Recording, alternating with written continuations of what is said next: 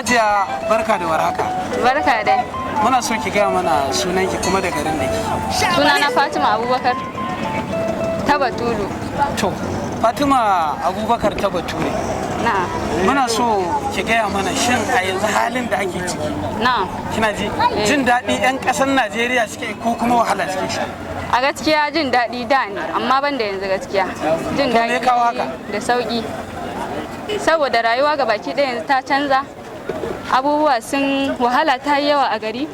Mutane suna shan wahala da yawa ba ɗaya ba biyu ba. Kuma ina tunanin shugabanni suna sane da abubuwan ko kuma ba su sani ba dai. Ana so dai abin nan ya kasance ya zama gyara a tare da mu. Gabaki ɗaya. Yanzu kamar akwai tallafi da gwamnati take bayarwa. Shin tallafi ya taɓa zuwa wajenki ko kuma wajen wanda kika sani ko kuma kina ganin kawai dai maganar ake yi? Gaskiya babu wani tallafi, maganar kawai ake yi. Da akwai da tuni kowa ya kasance ya samu. Gaskiya ne. To yanzu da kike garin Kano gaskiya ba a kidnapping ko in ce da sauki ko? Na'am, haka Amma sauran garuruwa irin su Katsina, Zamfara da sauransu ya kike tunanin wanda suke cikin jihar su ya kike tunanin yadda suke ciki? Gaskiya jihohin garin nan kidnapping yayi yawa.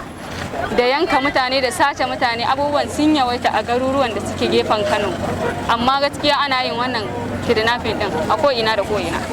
Yanzu shawarar da zaki ba al'umma wata irin shawara zaki ba al'umma? Shawara da zan ba al'umma a nan ita ce mu wannan din zuciyarmu ko in ce ma'ana dai a fi karfin zuciya kuma a fi karfin zuciya da kuma addu'a, yawan addu'a da kuma kasancewar san zuciya ya ragu a cikin mutanenmu.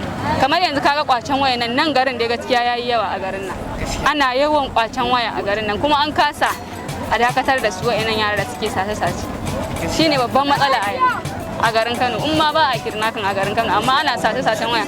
Sai kaga an lima wa yarinya wuka ma an karɓi wayarta ko an kwace namijin ma haka yake. Yanzu misali ga 'yan sanda da sojoji kuma ana ɗauka kuma na ji kamar kina cewa ba su. Gaskiya babu. Ina nufin su ba sa aiki kenan? Gaskiya ba sa aiki. Da suna aiki da duk ba za a rinka wannan abin ba. In ma suna yi to gaskiya ba dai a inda muke ba.